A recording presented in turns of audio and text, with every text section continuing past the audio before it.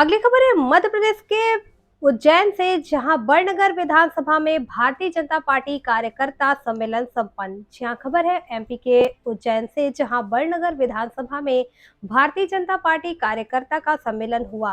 ऐतिहासिक तौर पर लाखों की संख्या में भारतीय जनता पार्टी के कार्यकर्ता सम्मेलन में देखे गए।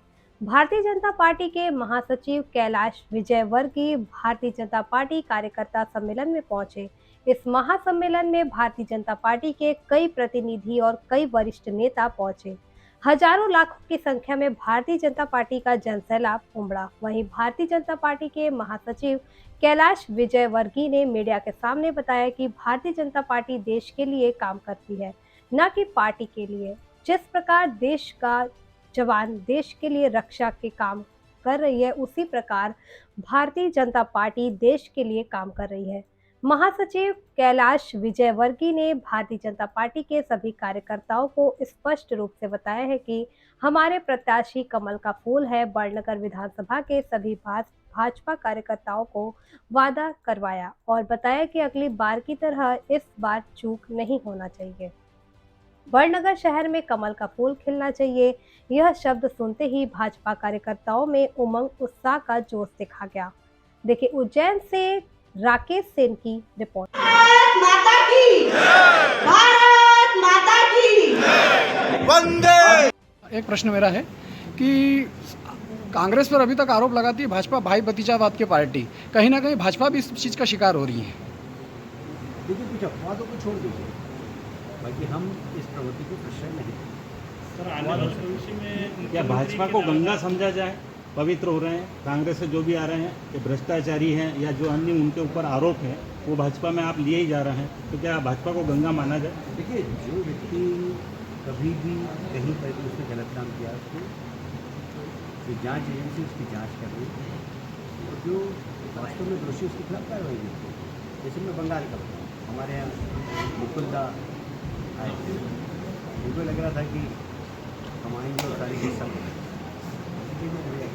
आपको जो पास उसके साथ आपको नहीं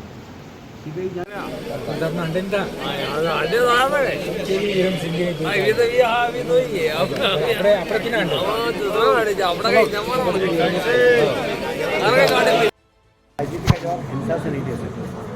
हम डेमोक्रेटिक कंट्री है, दुनिया की सबसे बड़ी, हम उसका जवाब प्रजातांत्रिक तरीके से देंगे। तो आपने देखा होगा, पहले हमारी 4 सीट थी, फिर हमारी 70 सीट आई। अब मैं आपको बहुत दावे से कह रहा हूँ कि इस बार वहाँ पर भारतीय जनता पार्टी की सरकार बनेगी, क्योंकि लोग साहस करके वोट डालने जाएंगे ममता के खिलाफ। बड़नगर में भाजपा के अग्रिम पंक्ति के यूँ कह लीजिए दावेदारों के लीजिए काफ़ी गुटबाजी है, तो इसका खामियाजा पिछली बार भाजपा ने भुगता है, तो उसके लिए आपने क्या पास दूर देखा? देखिए, यदि मैंने आज जो सरेआम मैंने भाषण में जी आपने भाषण में बोला और मैंने कहा कि कांग्रेस में इतना दम नहीं है कि यहाँ पर भारतीय जनता पार्टी को हरा सके, हमारी ही कोई कमी होगी शायद, हम इस कमी को दूर करें। इशारों में मैंने कार्यकर्ताओं को समझाया। मेरा यही कहना है साहब, आपने कहा कि गलती हुई तो भूल पार्टी से हुई या कार्यकर्ताओं से भूल हुई? देखिए, मेरा ऐसा मानना है कि हम लोग पार्टी के सिपाही हैं। हमारा नेता जो निर्णय कर ले, हमें उस निर्णय के हिसाब से चलना चाहिए, तो हमें मान के चलना चाहिए कि हमारे नेता का निर्णय सही है। इन वक्त पे टिकट बदलना सही था क्या? मैं इसके ऊपर कोई टिकट टिप्पणी नहीं करूँगा। बाकी हमारे यहाँ कोई एक व्यक्ति की निर्णय नहीं होता, हमारे यहाँ कलेक्टिव लीडरशिप में भी उस चुनाव कमेटी का सदस्य जिसमें ये सब निर्णय हुए, इसलिए जो भी निर्णय हुआ सब सामूहिक रूप से। आने वाला विधानसभा चुनाव माननीय शिवराज सिंह जी के चेहरे के साथ नहीं लड़ा जाएगा? चेहरा तो कमल का है और शिवराज जी जो भी मुख्यमंत्री हैं अभी, उनका चेहरा रहेगा। भाई साहब, एक प्रश्न मेरा है कि कांग्रेस पर अभी तक आरोप लगाती है भाजपा भाई भतीजावाद की पार्टी, कहीं ना कहीं भाजपा भी इस चीज़ का शिकार हो रही है। देखिए, कुछ अपवादों को छोड़ दीजिए, बाकी हम इस प्रवृत्ति को प्रश्रय नहीं देते। सर, आने वाले भविष्य में क्या भाजपा को गंगा समझा जाए? पवित्र हो रहे हैं, कांग्रेस से जो भी आ रहे हैं कि भ्रष्टाचारी हैं या जो अन्य उनके ऊपर आरोप हैं वो भाजपा में आप लिए ही जा रहे हैं, तो क्या भाजपा को गंगा माना जाए? देखिए, जो व्यक्ति कभी भी कहीं पर भी उसने गलत काम किया, उसको जो जांच एजेंसी उसकी जांच कर रही है और जो वास्तव में दोषी उसके खिलाफ कार्रवाई भी हुई। जैसे मैं बंगाल का बताऊँ, हमारे यहाँ मुकुंदा आए थे। उनको लग रहा था कि हम आएंगे और सारे केस सब हमने कह दिया भैया बीजेपी में आए वहाँ तो ठीक है, और आपने जो पाप किए उसकी सज़ा आपको मिलेगी। सीबीआई जांच चालू है, वो वापस छोड़ कर चले गए। और इसलिए एक नहीं, ऐसे बहुत सारे उदाहरण हैं। लोग अगर इस गलत में पार्टी ज्वाइन कर लेते तो वापस भी चले जाते।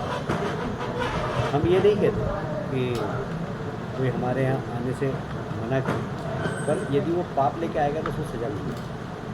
बड़नगर के लिए कोई विशेष योजना के साथ विधानसभा में यहाँ उद्योग की कमी है तो आप व्यक्तिगत इंटरेस्ट लेते? नहीं, उज्जैन में तो काफ़ी उद्योग अभी आ रहे हैं उज्जैन जिले के अंदर। बड़नगर के बारे में तो नहीं कह सकता मैं अकेला। उज्जैन जिले के अंदर मेरा ख्याल है कि अभी स्पिनिंग का एक बहुत बड़ा, कल ही मुझे लुधियाना में स्पिनिंग वाले मिले थे जो यहाँ पर इंडस्ट्री डाल रहे हैं। सर आने वाले मैं लुधियाना में ही था, तो मिले थे कि सर हम उज्जैन में डाल रहे हैं, आप आए तो हम आपसे मिले हैं। जैसे बहुत सारे यहाँ पर इंडस्ट्री की मदद की संभावना है बहुत ज़्यादा। और आने वाले समय में भी आप देखेंगे, यदि 2003 के पहले का इंडस्ट्रियलाइजेशन देखें तो उसके बाद का इंडस्ट्रियलाइजेशन देखिए, काफ़ी इंडस्ट्रीज आई हैं। हमको लगता है ना बड़नगर के पास में बदनावर है, वहाँ से उद्योग मंत्री उद्योग बहुत खुल रहे हैं, बड़नगर वंचित है। एक ही बात है, बड़नगर बदनाव में अंतर क्या है? जिला भाई साहब अभी तो आप शीर्ष पे हैं और संगठन में भी शीर्ष पे हैं, क्या वापस सत्ता में वापसी है? सरकार में तो हम आएंगे, हमारी पार्टी आएंगे। नहीं पार्टी तो आप संगठन से सत्ता में आएंगे? मेरा निर्णय तो हमारे आप हाईकमान ने लेता, मैं अपना निर्णय नहीं लेता। आप प्रदेश में मुख्यमंत्री के दावेदार हैं? इसीलिए वही राष्ट्रीय अध्यक्ष तो है। बिल्कुल नहीं। बीच में भाई मैं साहब किसी आपका- बात का- सर, किसी बात का दावेदार नहीं हूँ। मैं भारतीय जनता पार्टी का कार्यकर्ता हूँ, जो काम मिलता है हमने जवाबदारी से करता हूँ।